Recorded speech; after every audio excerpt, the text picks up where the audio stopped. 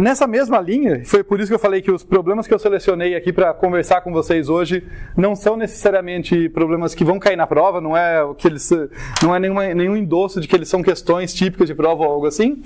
Eles só foram problemas da lista que eu vi algo de interessante neles para discutir. E daí eu vou precisar do feedback de vocês, mais do que numa aula tradicional que eu tenho, né, o roteiro e tal. Que é o seguinte, eu não sei quão profundo eu tenho que ir. Então, às vezes eu vou passar um negócio alto nível, se já está claro para vocês o algoritmo, a gente vai tocando. Se vocês falam, não, professor, está muito vago, daí a gente vai entrar em mais detalhes. Então eu preciso de feedback. Mas vamos começar aqui, tá? Um primeiro exemplo que eu achei legal de discutir com vocês, que está na lista 1 de vocês, que é uma lista que é sobre árvores binárias de busca, ainda sem falar de balanceamento. É um fundamento de árvore binária de busca, mas eu vi algo interessante ali para a gente conversar. A questão é, escreva uma função que transforme uma árvore binária de busca em um vetor crescente.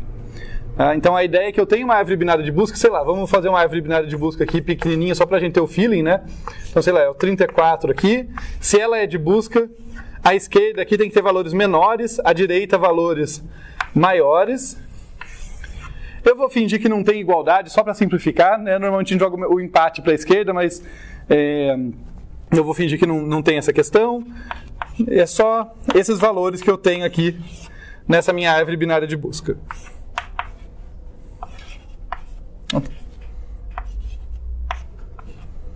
Então vejam que todos os nós à esquerda da raiz são menores do que ela, os à direita são maiores, e isso vale recursivamente. Os nós à esquerda do 12 aqui, né, da raiz dessa subárvore enraizada no 12, são menores, à direita são maiores. Tá respeitando. Beleza, gente? Tá legal. Então tá bom. Temos essa árvore aí, e a gente quer transformar ela em um vetor crescente. Tá? E o problema que a gente se encontra logo de cara é o quê? 1, 2, 3, 4, 5. Nesse caso, eu estou olhando uma árvore pequenininha, eu tenho 5 posições, né? Então, eu vou ter um vetorzinho que vai aqui em posições 0, 1, 2, 3 e 4. Batendo o olho, a gente sabe, né? Eu quero menos 5, 12, 15, 34, 36. É isso que eu quero colocar aqui. Porém, pelo jeito que eu começo navegando na árvore, a primeira coisa que eu encontro é a raiz. E note que eu não sei ainda onde colocar a raiz, né? Porque depende do tamanho da subárvore esquerda, depende de todo mundo, quantos caras menores do que ela existem antes de eu saber onde colocá-la. Tá? Falando de um modo muito sucinto, só para contextualizar, essa é a dificuldade, né? O jeito que eu percorro um vetor é da esquerda para a direita, a árvore é da raiz para baixo, e vai se espalhando, né? Então, fica claro que não é óbvio, não quer dizer que vocês já não saibam nesse momento. A gente falou disso, né, de percurso ordenado lá em AED1, revisitou em AED2. Mas concordo que a princípio não é óbvio como a gente faria isso, beleza? E daí qual que é o recurso que a gente usa? É um raciocínio recursivo que diz o seguinte, olha, se eu acabei de identificar que o problema para saber posicionar o 34 é que eu não sei quantos caras vêm antes dele, então eu vou fazer o seguinte, eu vou ter uma função que converte uma árvore para um vetor, que primeiro converte todo mundo à esquerda, então recursivamente, tipo, a função chamou aqui. Se a raiz não for nula, quer dizer, tem alguém ali, eu chamo recursivamente para fazer isso à esquerda, depois eu coloco o nó na posição corrente e depois eu faço à direita. É o percurso ordenado, só que ao invés de estar imprimindo, que é mais simples, eu estou colocando no vetor. Faz sentido? Então vamos passo a passo nesse aí, que eu acho que a gente revisita umas coisas importantes e no final vai ter um twist cortesia do nosso monitor, que estava fazendo versões super detalhadas e bonitinhas dos códigos aqui. Então, alto nível aqui, vamos... eu vou chamar aquela de converte árvore para vetor. Quando eu tiver que escrever as chamadas recursivas, eu vou me arrepender do nome grande, né? Mas converte árvore para vetor, que recebe aqui um nó pointer aqui que eu vou chamar de árvore, né? De árvore. Vou precisar de mais coisa do que isso, mas vamos por parte, a gente vai incrementando conforme precisar. Tá? Então, eu quero que converta, a primeira coisa que eu testo, se é nulo, né? Porque se a árvore for nulo, não tenho o que fazer, não tenho o que converter. Então, se a árvore é um apontador, é um ponteiro nulo, a gente só dar um devolve aqui, né? Devolve. Quando eu escrevo devolve, fica particularmente estranho, é um return, é um fim de função, é só isso, tá? Porque eu não estou devolvendo nada por enquanto, né? Eu não sei se essa função vai ter que devolver alguma coisa, por enquanto ela é void. Como eu falei, talvez eu incremente o cabeçalho dela, inclusive que ela volta, mas a princípio eu não faço nada nessa situação. Agora, se ela não for nula, qual que é a ideia? Eu vou falar, olha, então converte árvore vetor árvore pointer ASCII, né, para o filo esquerdo.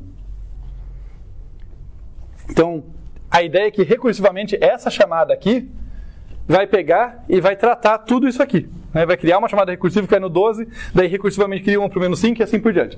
Né? Então vai cuidar de converter essa galera. Convertido, né, convertido para vetor, o pessoal da esquerda, é a hora de eu visitar a raiz. Tá? Que eu, como eu disse, eu vou fazer por partes. Então, nesse momento, eu vou só escrever aqui imprima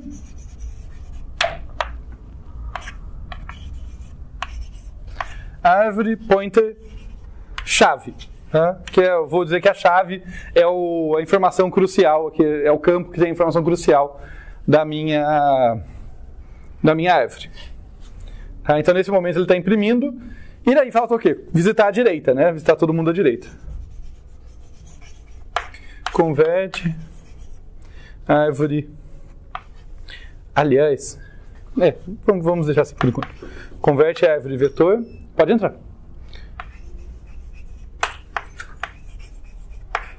Árvore pointer D.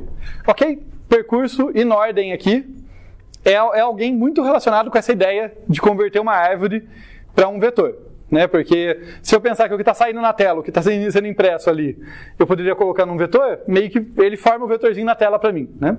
Tudo bem? Partimos daqui? Tranquilo? Só que isso aqui não é exatamente, eu estou falando que é muito relacionado, mas não é exatamente, justamente porque na tela já está no automático. Né? Tipo, quando eu coloco o primeiro elemento, ele já ocupa aquela posição e eu só preciso imprimir o próximo para ficar na sequência certa. Se eu quero realmente converter para um vetor, eu vou ter que ter um controle explícito da posição em que eu vou fazer a inserção. Então a gente vai começar a modificar isso aqui. E a primeira modificação que eu vou fazer é a seguinte: eu vou ter aqui um int asterisco ppos. Tá? O que é um int asterisco ppos aqui? No meu jeito de escrever o nome. Esse cara é responsável por guardar a posição em que eu tenho que inserir. Tá? Porque no meu vetor aqui eu vou começar inserindo no 0, depois no 1, depois no 2, no 3, no 4. Essa informação tem que se comunicar entre as chamadas recursivas. Por isso que eu estou passando um pointer para inteiro. Né? Então eu vou alocar numa função envelope, esse cara, o pos, e vou passar o endereço dele para as funções. E é assim que as funções vão se comunicar. Então quando uma função fizer um imprime, né, ao invés de ser um imprime na tela, vai ser coloca na posição pos do vetor e incrementa a posição pos, porque quem vier depois de mim sabe que tem que colocar nas posições subsequentes. Ok? Então, esse tipo de cuidado a gente vai precisar. Tá? Inclusive, já falei, eu vou até deixar aqui. Ó. Então, eu vou ter uma função envelope aqui. Né? Deixa eu ver como que eu posso chamar ela aqui. Conv árvore vetor. Só que essa aqui não é a recursiva, tá? Conv arv vet, que ela sim recebe um nó pointer aqui para a árvore. Só isso aqui. Ela devolve. Deixa eu usar outra coisa para separar aqui. O que essa funçãozinha vai devolver? Estou fazendo a envelope aqui só para ficar mais palpável, tá, gente? O que ela vai devolver é um int pointer, que é nada mais nada menos do que o endereço em que está aquele vetor. Perdão.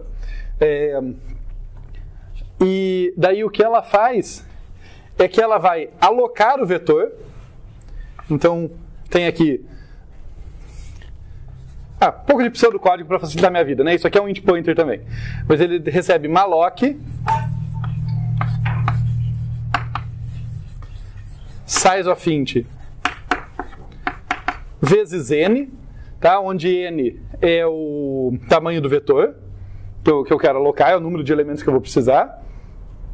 Daí eu tenho aqui um int pos igual a 0. No início, eu estou na posição inicial, não coloquei ninguém nesse vetor ainda. Tudo bem até aí? E daí eu faço a primeira chamada recursiva, que é quem vai começar a percorrer. Então eu venho aqui... Opa, deixa eu baixo.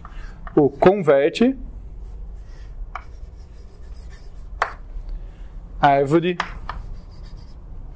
em vetor, passando a árvore, né, que ela mesma recebeu como parâmetro, e o endereço de pós, para que todas as funções mexam. Então, todas as funções vão estar mexendo nessa variável.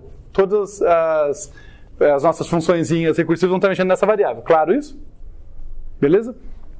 Tá legal. Então, estando isso... e daí no final eu dou return v aqui, né? Devolva v, porque eu aloquei, eu não vou desalocar, porque a ideia é que eu devolva ele, né? Então eu aloquei, mas vou devolver ali o v, que é o endereço onde vai estar esse vetor resultante. Essa é a nossa função envelope. Agora vamos ver como que essa aqui tem que se comportar. Então, essa primeira parte aqui, se a árvore igual a null devolve, né, só é um return, perfeito, é só isso mesmo. A chamada recursiva também não muda. Quer dizer, o local da chamada recursiva não muda. O que muda é que ela tem que passar o p-pos aqui, né, porque elas estão se comunicando através disso. Beleza? E aqui embaixo é a mesma coisa, também tem que passar o p-pos. No entanto, esse imprima vai mudar. Agora ele vai ser mais explícito. Em vez de ser só um imprima, vai ser v.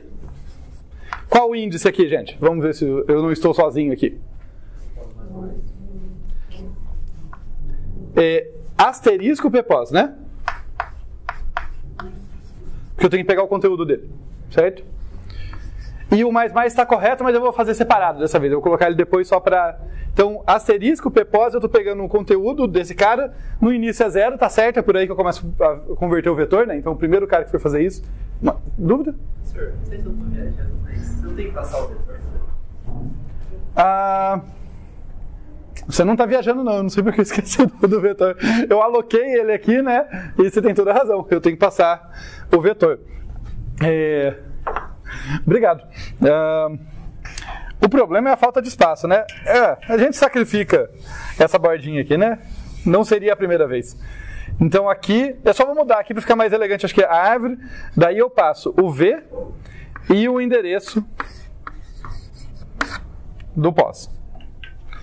E daí aqui, então eu vou...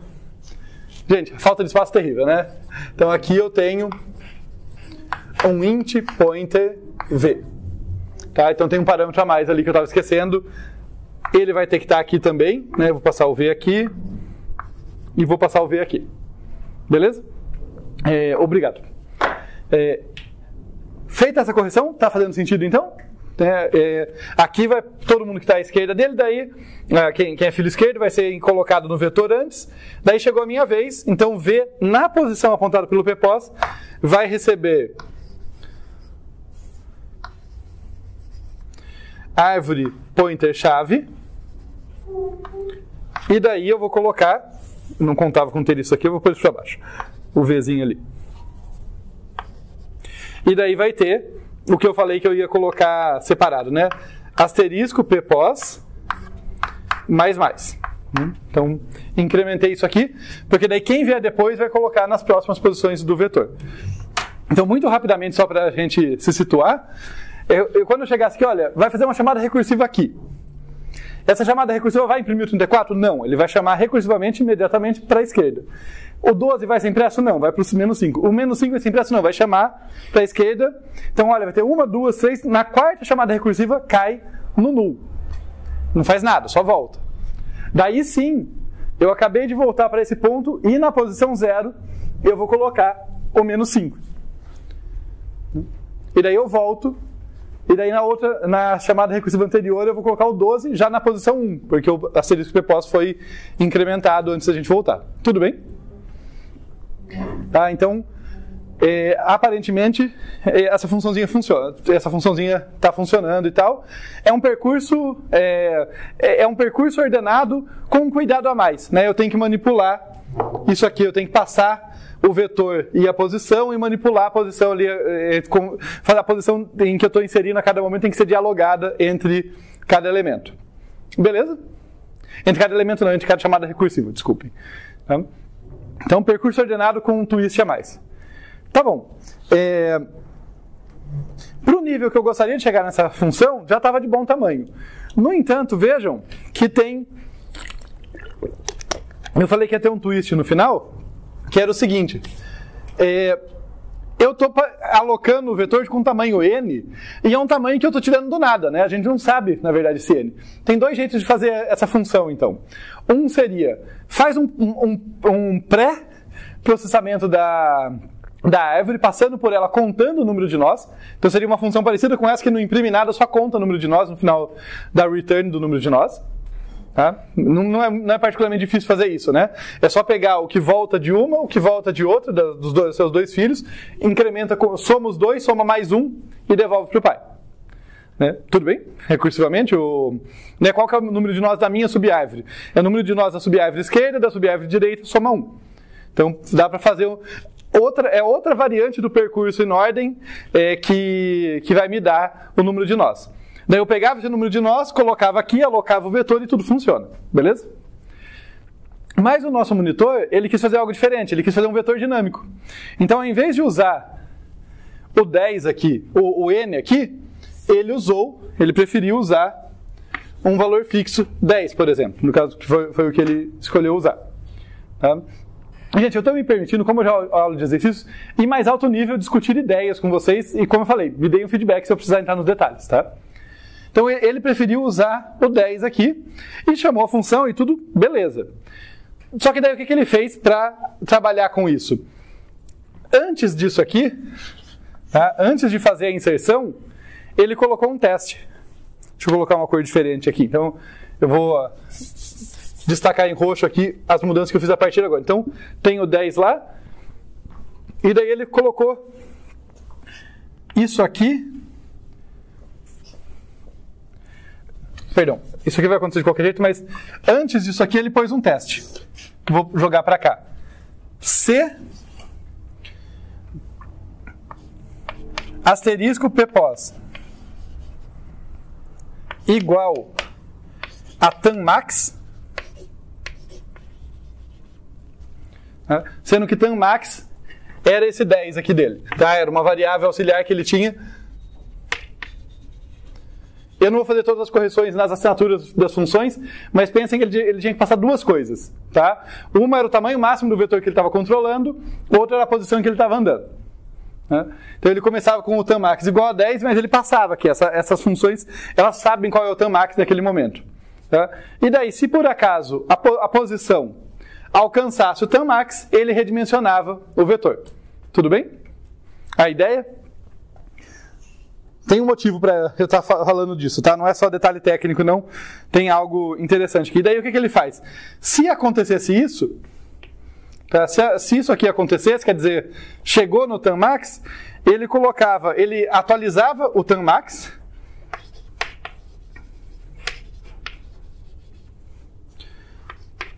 incrementava de 10 e ele dava um realloc. Então o V que ele estava usando vinha aqui para um realloc do V e aqui tanmax vezes size of int. Se vocês tiverem curiosidade dos detalhes técnicos, eu acho que ele vai disponibilizar isso para vocês depois, tá? Em breve. Então, eu não vou entrar em todos os detalhes técnicos, só comentar assim, para o realloc funcionar, eu não posso passar o vetor aqui. Eu tenho que passar, eu acho, que o endereço do vetor, para eu poder trocar, né? Porque ele vai alocar um outro endereço. Tem que passar o ponteiro do vetor. Tá? Mas não é isso que eu quero entrar nesses detalhes com vocês, não é esse nó que eu quero dar em vocês. Eu quero só saber se está claro para vocês, alto nível, essa estrutura. Olha, se na hora que eu vou fazer a inserção, né, quer dizer, eu vou usar o ppos para fazer essa inserção aqui. Logo antes de fazer isso, né, de colocar o cara no vetor, eu testo. Por acaso, o conteúdo do ppos, quer dizer, o conteúdo do pos, já é igual ao tanmax? Porque se for, Eu já estourei o vetor, porque eu estou prestes a estourar, porque ele vai de 0 até Tmax menos 1. Pode perguntar. Professor, mas nesse caso você não corre o risco de você alocar mais do que você vai precisar? Seria melhor alocar, tipo, cada vez que você vai inserir? Alocar de 1 em 1, você fala?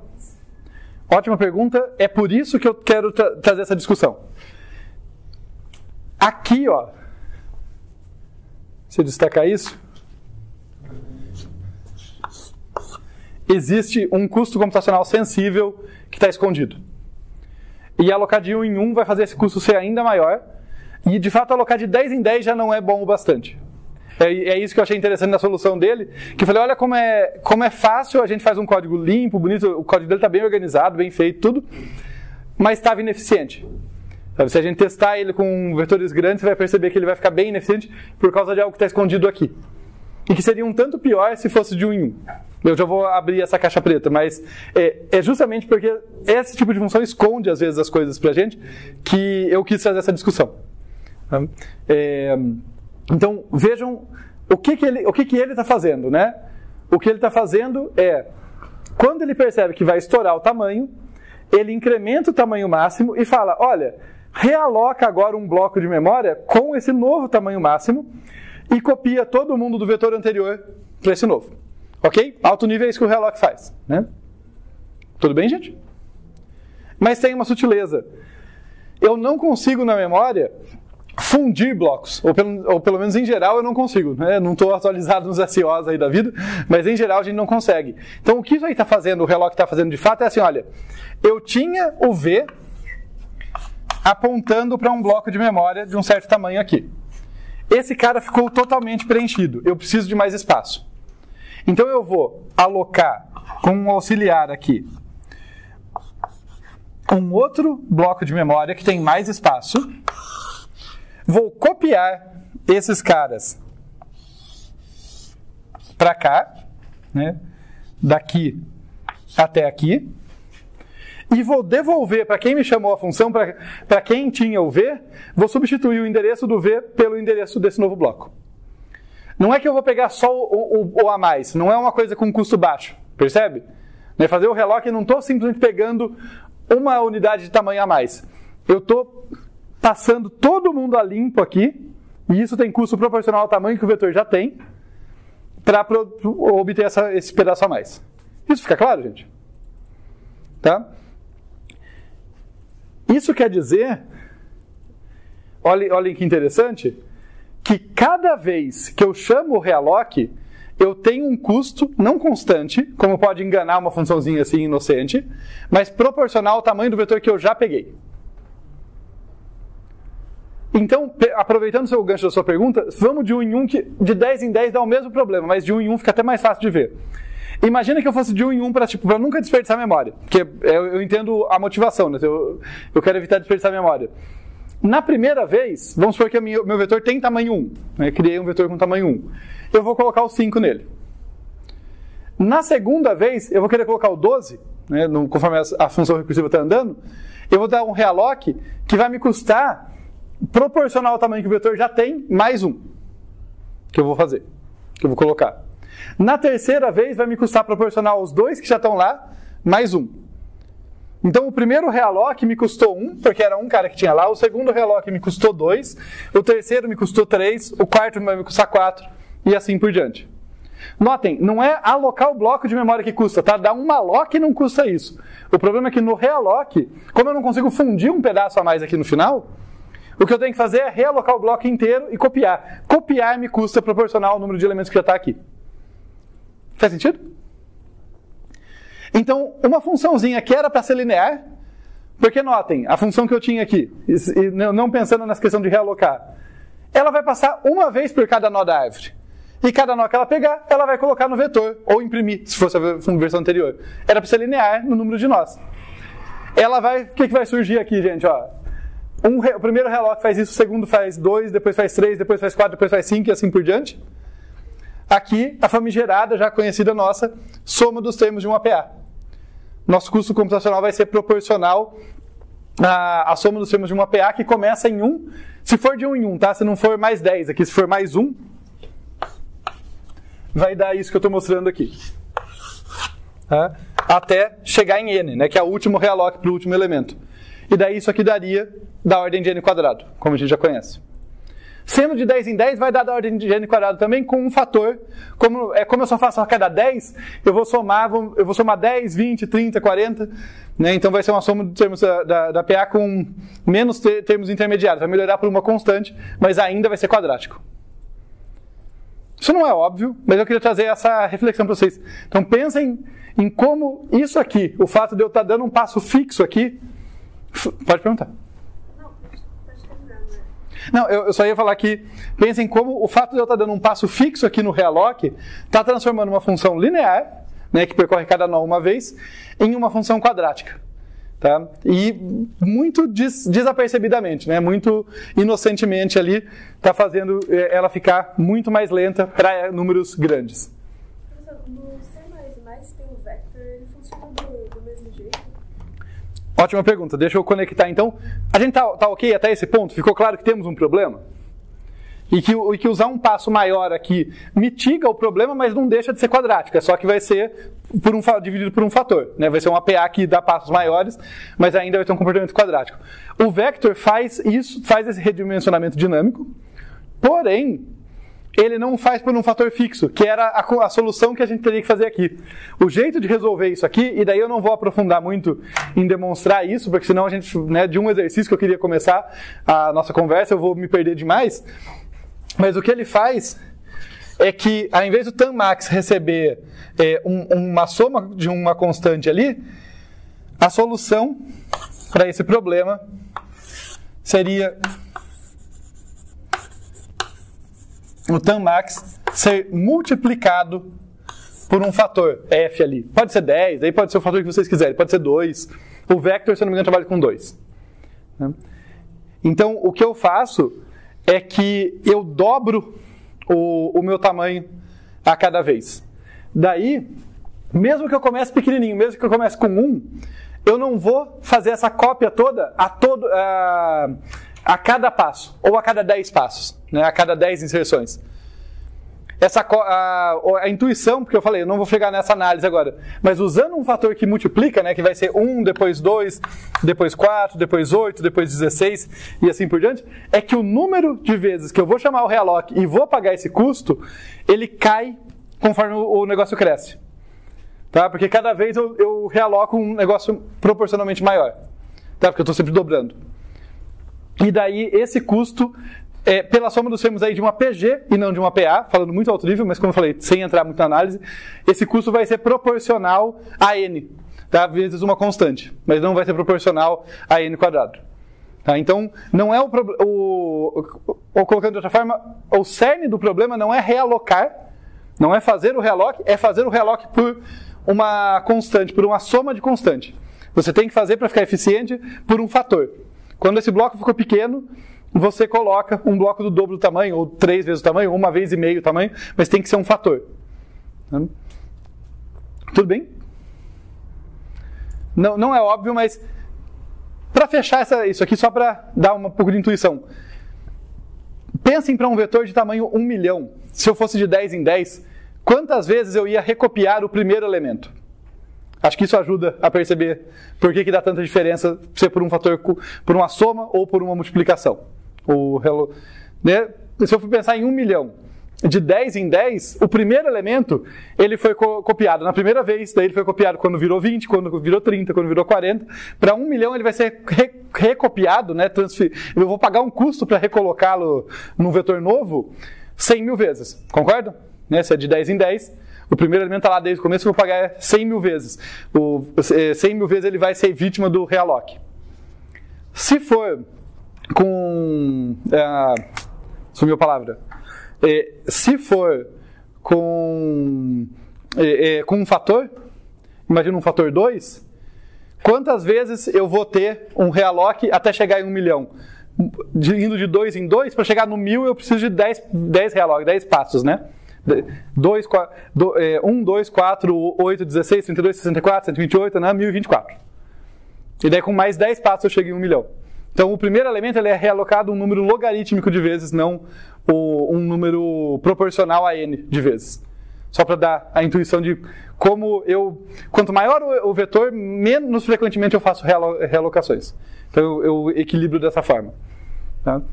Mas eu realmente não quero fazer a aula virar só sobre isso. Então, por isso que eu vou parar, assim, vou deixar no nível da intuição, mas faz toda a diferença. É essa curiosidade que eu queria trazer para vocês, além da gente ter revisitado, né, um pouco de percorrer árvores e coisas assim. Tudo bem, gente?